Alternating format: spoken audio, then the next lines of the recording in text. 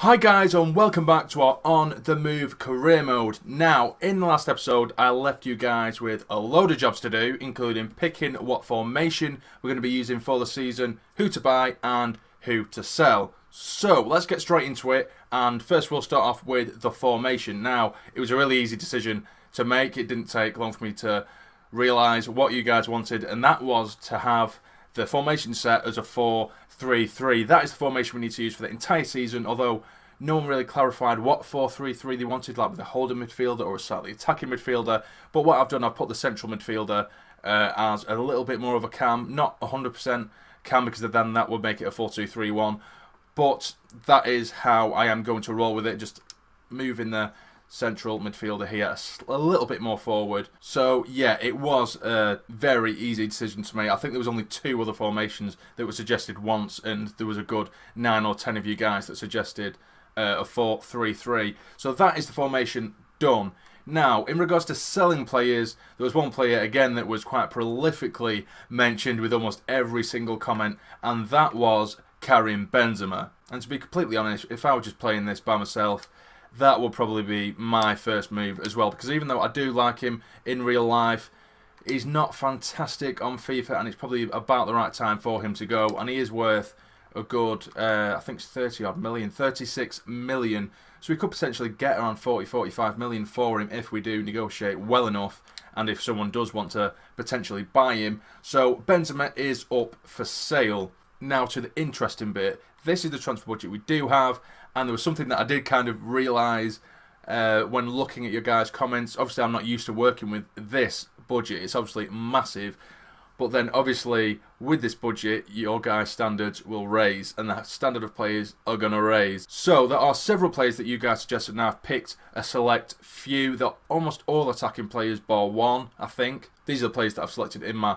shortlist anyway, in the transfer hub. And the one player that was mentioned a million times, well, I say a million, there weren't that many comments, but the one player that was constantly mentioned, and if we do manage to get him, he will take up our entire transfer budget. That is Paulo Dybala. He's worth 96.5 million, but will be sold between 123 and 185 million. So there's a massive chance we might not even be able to get him. And as you can see, there's a few more players there, which I'll get into later if things don't quite go well with Dybala. So I am going to go into negotiations with him to see what we can do. Remember that we will eventually get money from the pre-season tournament as well, and if Benzema goes, we might be able to fit in a few more signings, but as of right now, we're still 50-50 on whether we'll even be able to get Dybala, but we'll see what we can do.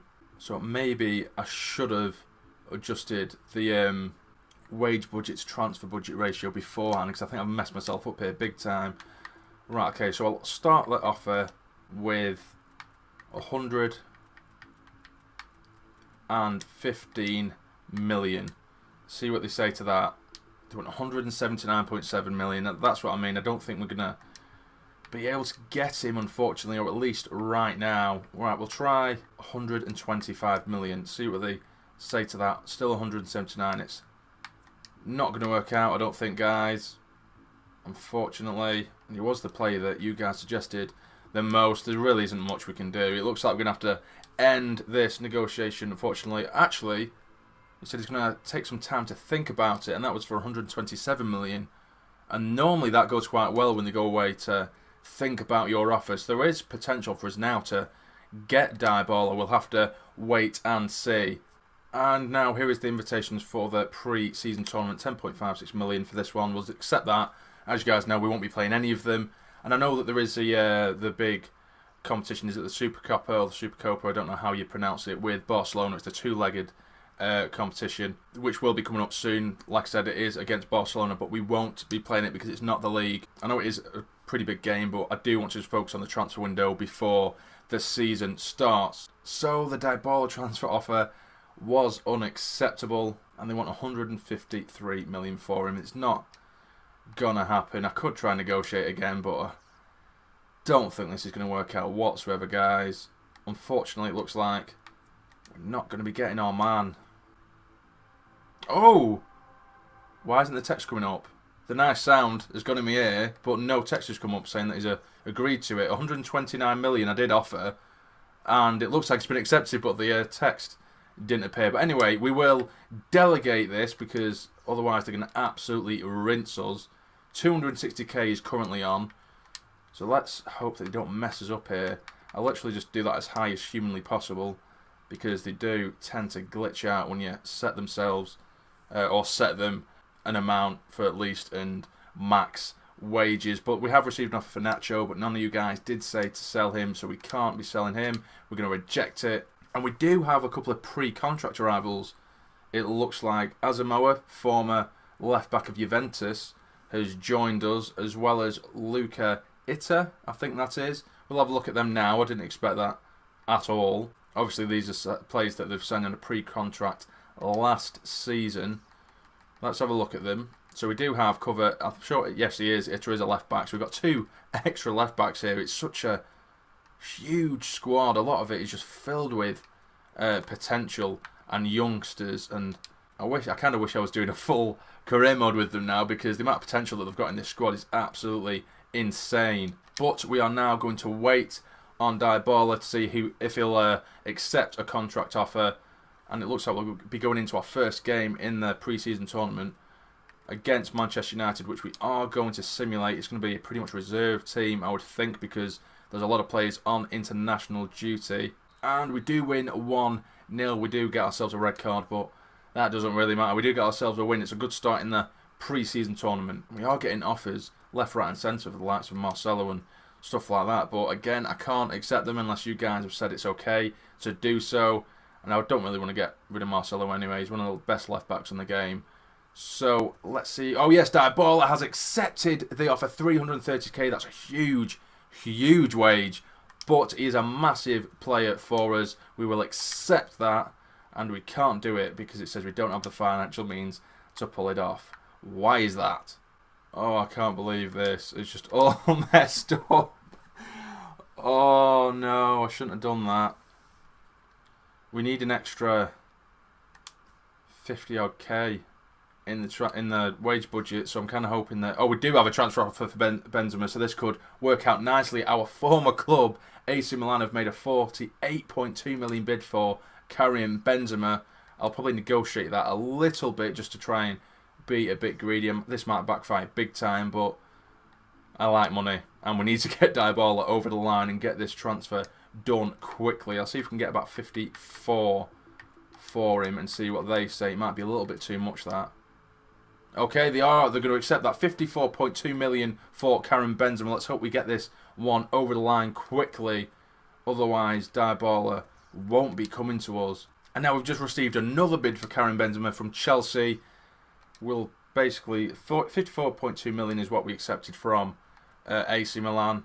So I'll go into that and try and get exactly the same, or a little bit more even, to see if we can get anything else for Benzema. So 54... I'll say 55 for Chelsea. If you don't want it, you don't want it. Let's see what they say. 37.1. Nah, it's not happening, mate. Reject. And next up, we do have Chelsea in the pre-season tournament. We just need 50k extra in the wage budget to pull off the Dybala transfer. So I'm hoping that even just a little bit of money from the pre-season tournament will come through. But we do lose 2-1 to Chelsea, which is unfortunate. And Karim Benzema has now officially been sold. 54.2 million is the transfer fee, but 50 million has been put into our budget, and I've just noticed that the negotiations are now over for Dybala because we took too long, and it happened on the same day. That is so frustrating. Oh, what an annoying transfer window this has started out to be, guys. I was just about to accept it, mate, and you've left us. If you should have left it another 24 hours. Oh, I'm going to have to go back in for him, aren't I? Sorry about this, guys, but... Oh, God, I'm annoyed. Well, we can't go back in for him just yet. I'll have to leave it another week or so. But that is just so frustrating. As of right now, though, we do have another game in the pre-season tournament.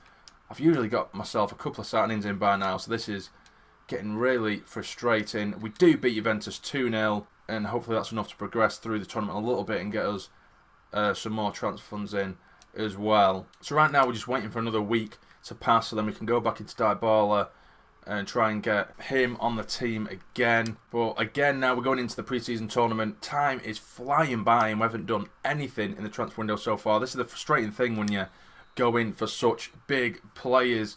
But we do lose in the pre-season tournament. We've been knocked out, unfortunately. I'm not too fussed about that, to be completely honest. Okay, guys, now I am going to go straight back in for Dybala. Approach to buy.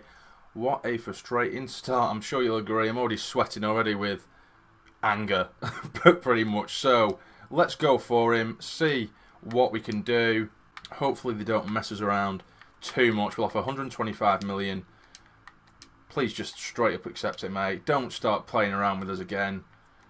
Counter 127 million we'll go for. I think that's what they settled on last time, or 129 million they settled for.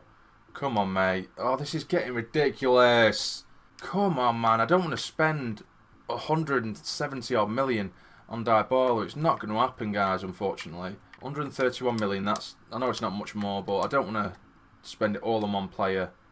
Oh, I'm going to take some time and think about it again. This is getting absolutely ridiculous. If this doesn't go well this time, guys, then I'm giving up on Dybala, because I don't want to spend 180 odd million on one player. It's just not worth it. And they say it was unacceptable. Of course they do. So I'll negotiate for the 4th time to see if we can get anything done. Because last time we did this, they wanted 179 million. I offered them 129 and they were fine with it. So we'll see what they say. Will they do the same this time? 146 they've come down to a little bit. So we're getting somewhere, I suppose. 132 million. This is getting ridiculous.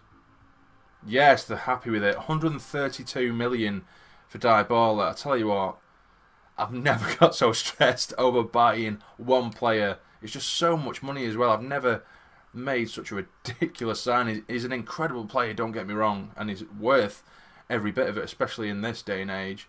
But just playing around with that amount of money, it just sends me west. Right, okay, so now I'm going to put this up, say 500k.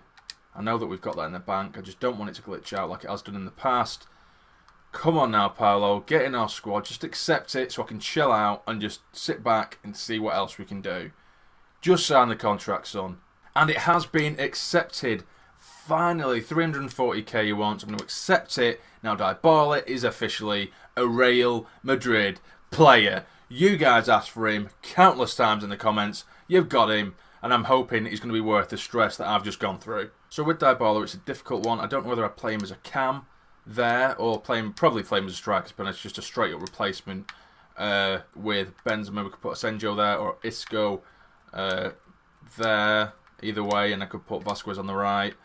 Either way, we'll have a look at how much money we do have in the transfer budget and then see what we can do with that. Okay, so there's a player who I'm really interested in. Is another striker, but he can play on the right, and that is Kylian Mbappe. And yes, you probably noticed that he's in a Monaco kit. I'm not too sure either. You can tell me what you think's happened. Whether he's transferred back to Monaco, I'm not too sure, but that can't have happened, surely. I don't really know, to be honest with you guys, but I'm going to go in for him.